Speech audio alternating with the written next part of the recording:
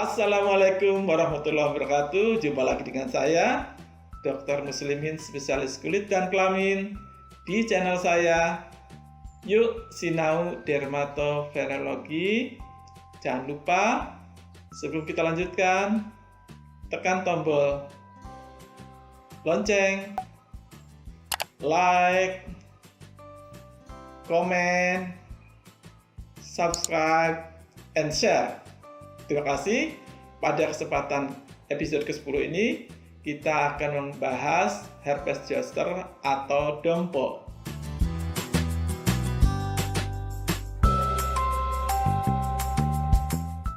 Herpes zoster atau dikenal dalam bahasa Inggrisnya shingles atau bahasa Jawa dompo, ini merupakan suatu infeksi virus yang disebabkan oleh virus herpes zoster.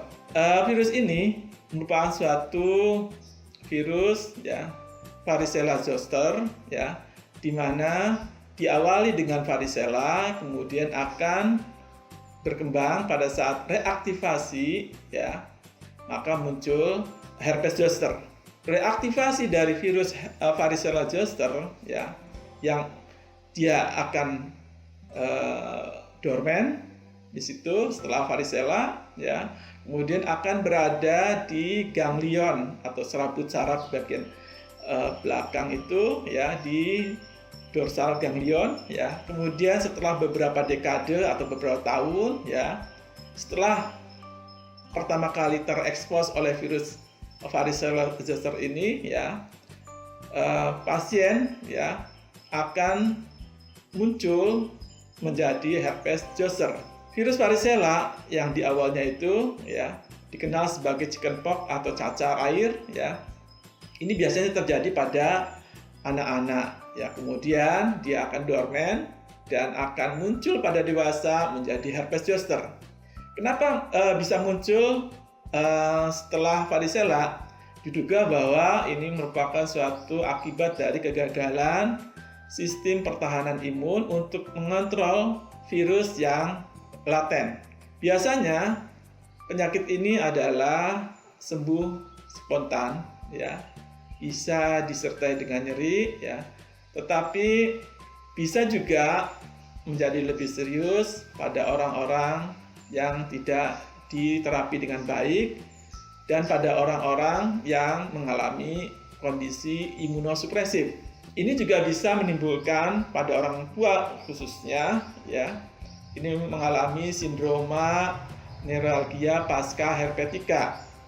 Kemudian juga bisa mengalami herpes zoster ophthalmicus pada daerah mata dan bisa juga mengalami sindroma Ramsay-Hunt.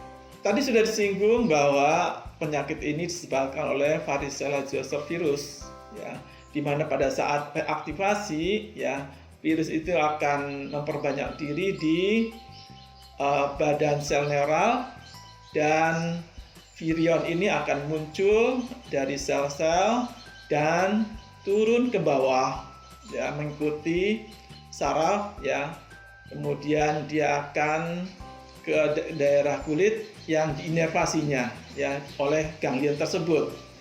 Di kulit, virus ini akan menimbulkan peradangan lokal dan terjadi lepuh atau blister di mana juga dapat menimbulkan nyeri akibat dari inflamasi yang disebabkan oleh virus yang menginfeksi tersebut.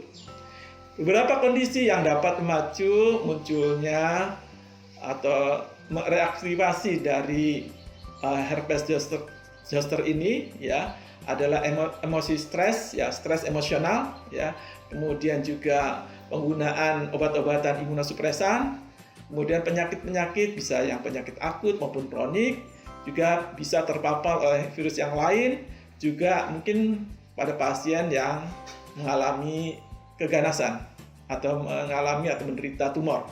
Secara epidemiologi, insidensi dari herpes zoster ini bervariasi dari 1,2 sampai 3,4 per 1000 orang pada individu muda yang sehat Sedangkan ya pada individu lebih dari 65 tahun insidensi bisa mencapai 3,9 sampai 11,8 per 1000 orang.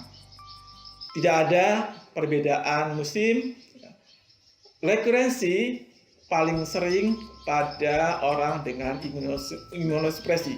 Adanya lesi-lesi herpes zoster ini ya akan timbul proliferasi sel T spesifik terhadap virus varicella zoster yang akan memproduksi interferon alfa yang akan membuat herpes zoster ini menghilang atau mengalami resolusi.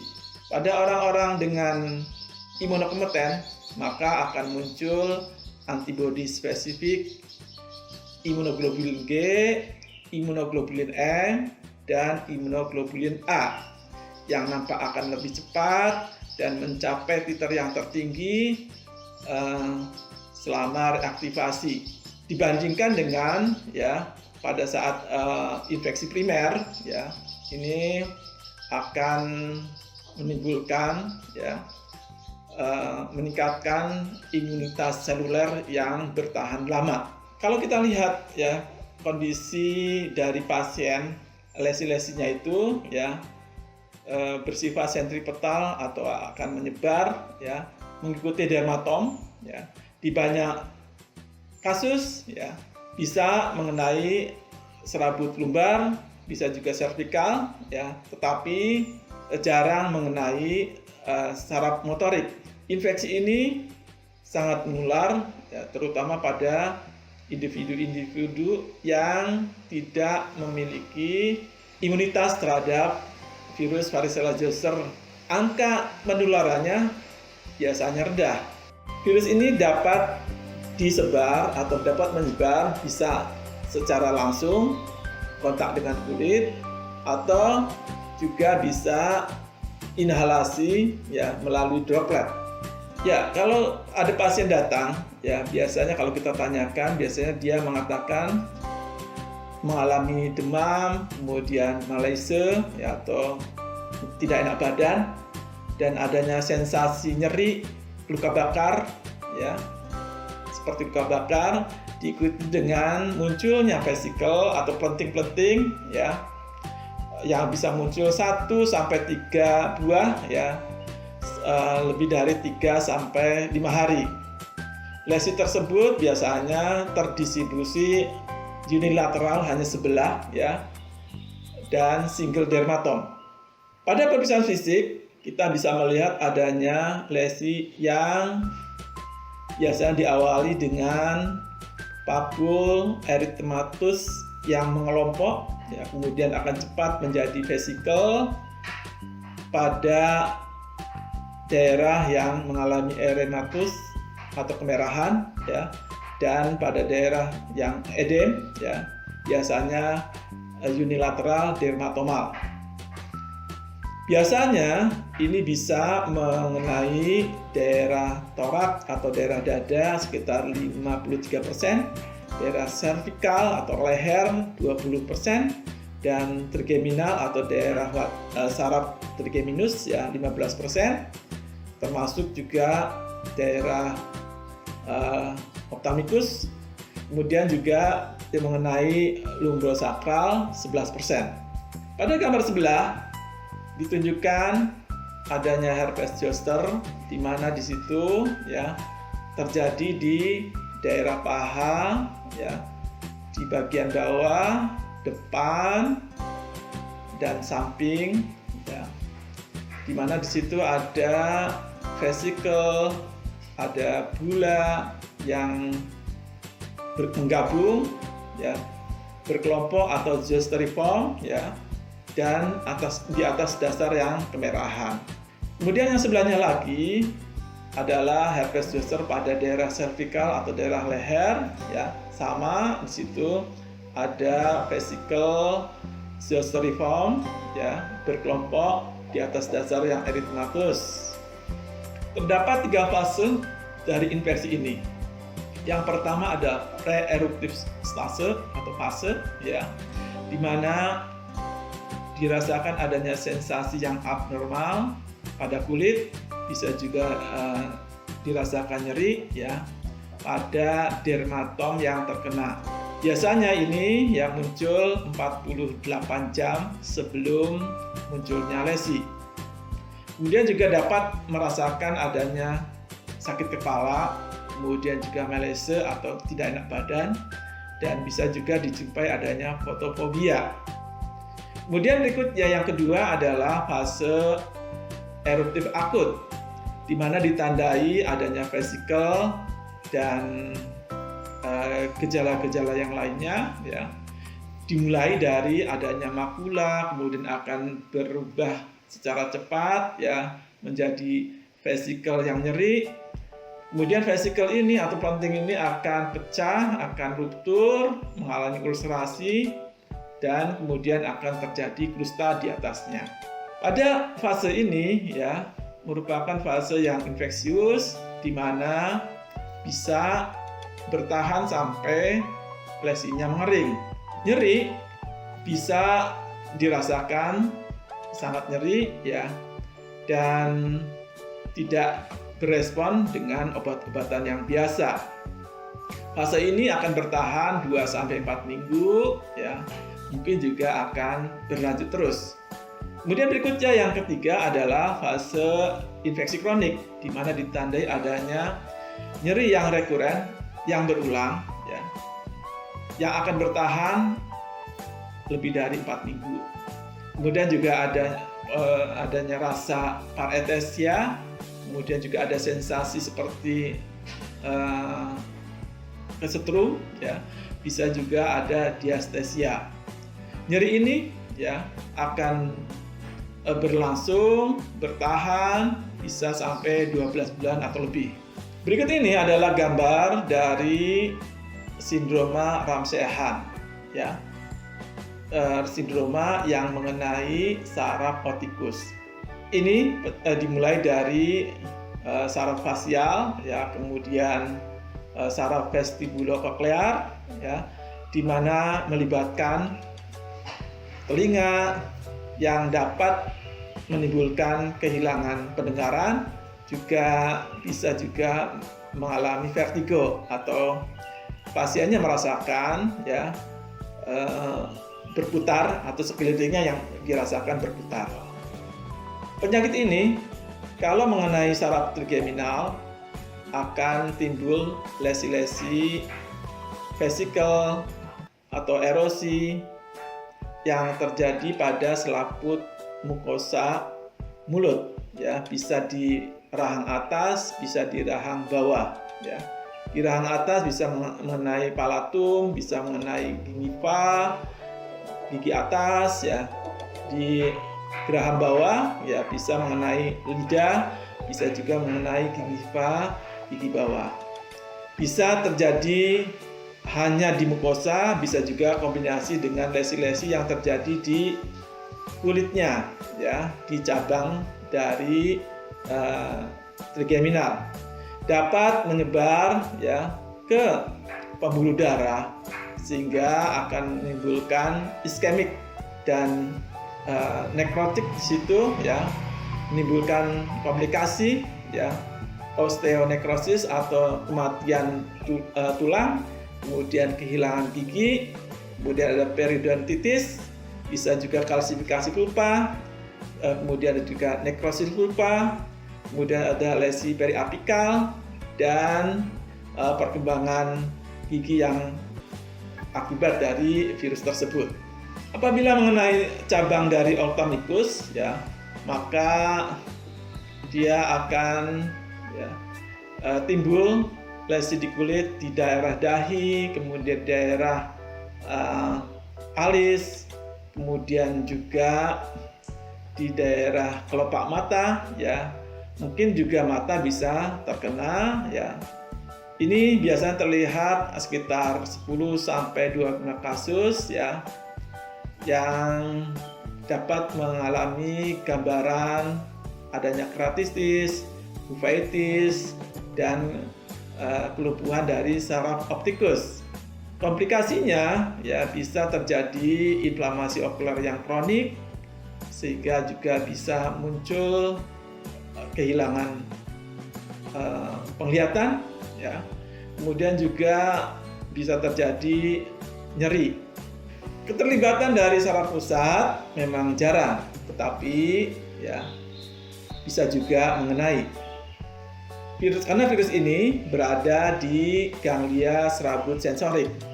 Pada kejadian ya yang mengenai otak, maka akan menimbulkan kelumpuhan saraf kranial, kemudian juga kelemahan otot, paralisis atau kelumpuhan diafragma atau pada paru-paru, di situ daerah paru-paru, kemudian gangguan kandukemi neurogenik, bisa juga terjadi sindroma Guillain-Barré dan mielitis. Pada kasus-kasus yang berat, pasien mungkin bisa muncul adanya ensefalitis. Apabila penyakit ini tidak diatasi dengan segera, bisa juga terjadi komplikasi. Yang pertama adalah komplikasi herpes zoster disseminata atau herpes zoster yang menyebar, di mana di situ bisa menyebar dari infeksi primer atau mengenai daerah sekitarnya. Kemudian juga bisa pada herpes zoster disseminata ini itu bisa mengenai organ yang lainnya. Misalnya pada hati menimbulkan hepatitis atau otak menimbulkan ensefalitis yang bisa memungkinkan adanya potensi kematian. Kemudian berikutnya yang kedua komplikasinya adalah neuralgia pasca herpetika, di mana di sini nyeri bertahan setelah 1 bulan dari awal munculnya herpes zoster. Paling sering ini terlihat pada pasien-pasien tua lebih dari 65 tahun, di mana juga bisa melibatkan saraf optikus ya dari cabang dari saraf trigeminus. Yang ketiga, komplikasi akibat dari keterlibatan dari saraf pusat bisa terjadi neuropati kranial, bisa terjadi polineuritis, bisa terjadi mielitis, bisa terjadi meningitis aseptik, bisa juga terjadi paralisis fasial parsial. Berikut ini adalah gambar di mana seorang wanita hamil mengalami herpes zoster, di mana tidak ada bukti berbahaya terhadap bayinya. Kemudian yang sebelahnya lagi adalah kita sebut sebagai zoster sine herpete, di mana ini pasien ini tidak mengalami lesi, tidak muncul lesi, tetapi dia merasakan adanya nyeri pada daerah dermatom. Pada penyakit ini, kita dapat melakukan pemeriksaan laboratorium. Adapun pemeriksaan laboratorium yang kita bisa lakukan adalah pertama adalah tes SAM, di mana kita mengambil cairan vesikel, kemudian kita akan mendapatkan sel-sel giant multinucleated, artinya sel-sel berinti banyak dan besar. Walaupun ini memiliki sensitivitas dan spesifitas yang rendah.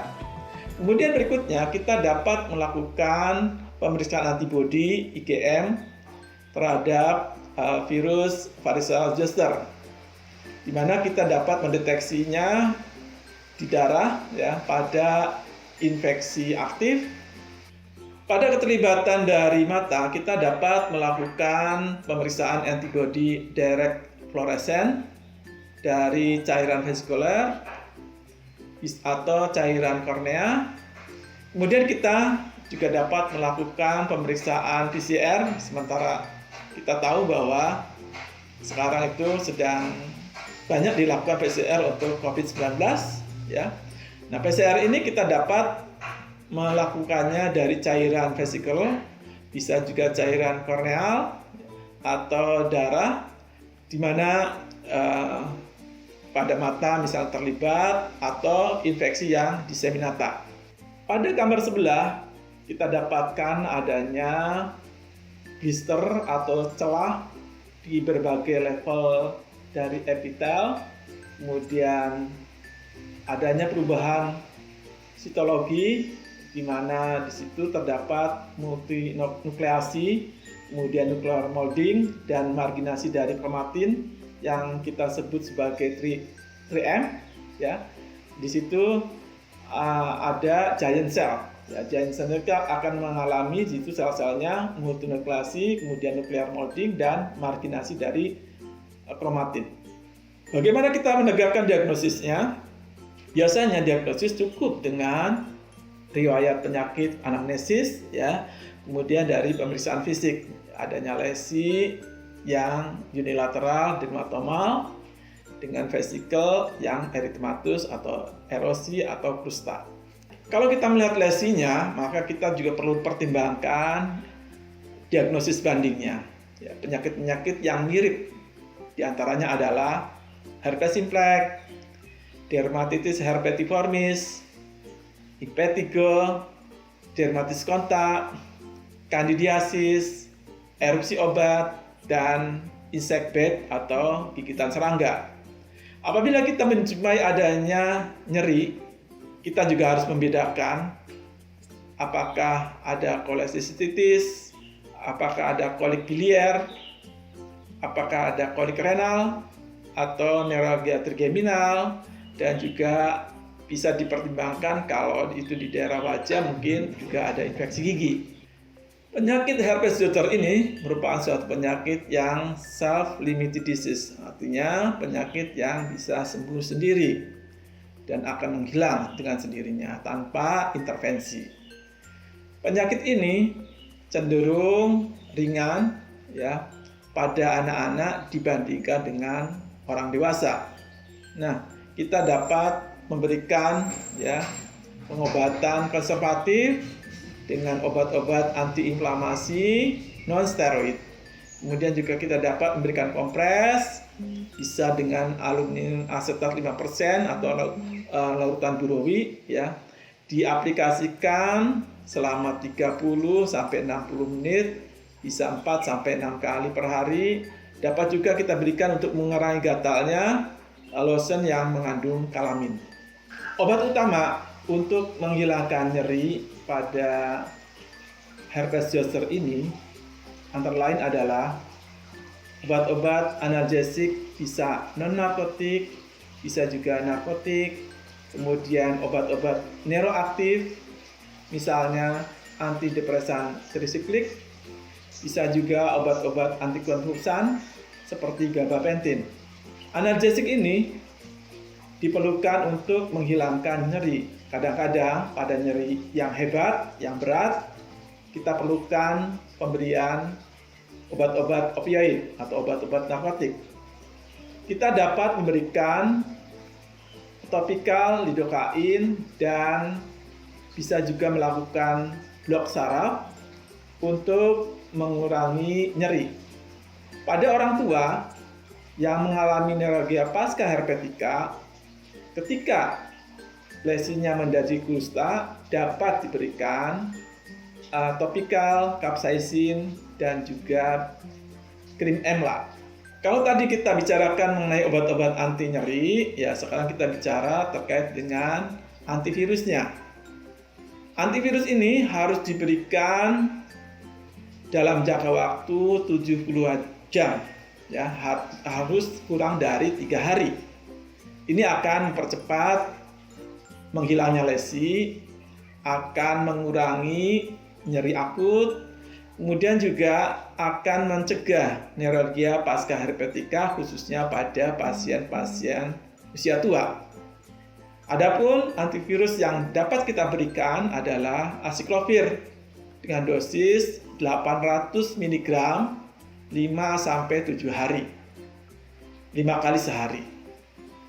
Kemudian valsiclovir 1 gram 3 kali sehari 5-7 hari. Kemudian juga bisa kita berikan famciclovir 500 mg 3 kali sehari selama sampai 7 hari. Kemudian berikutnya kita dapat berikan topikal antibiotik untuk mencegah infeksi sekunder. Misalnya kita berikan pirosin atau misalnya asam fusidat atau natrium fusidat. Beberapa pasien mungkin harus dirawat di rumah sakit Adapun orang-orang atau pasien yang dirawat di rumah sakit adalah pasien-pasien yang memiliki gejala yang berat, kemudian pasien-pasien yang imunosupresi, kemudian dengan gambaran yang atipik, misalnya mielitis, kemudian keterlibatan lebih dari 2 dermatom. Kemudian ada infeksi sekunder yang signifikan. Kemudian berikutnya herpes zoster yang diseminata. Kemudian adanya keterlibatan ophthalmicus atau mata. Kemudian adanya keterlibatan dari meningoencephalopatik atau keterlibatan otak. Untuk mencegah penyakit ini sebenarnya sudah ada vaksinnya, ya. Vaksin ini dikenalkan pada tahun 2005, di mana menunjukkan bahwa terjadi pengurangan insiden terhadap herpes zoster ini. Kemudian berikutnya bahwa vaksin ini ya cost efektif pada pasien-pasien atau pada orang yang berumur 50 tahun atau lebih. Kemudian juga ya ada dikembangkan vaksin herpes ini yang rekombinan telah disetujui di Amerika. Vaksin ini juga merupakan vaksin yang aman, efektif ya untuk pasien atau orang-orang yang berusia 50 tahun ke atas. Cukup sekian untuk episode yang ke-10 terkait dengan herpes zoster atau dompo. Jangan lupa tekan tombol lonceng, like, comment, subscribe, and share. Terima kasih. Assalamualaikum warahmatullahi wabarakatuh.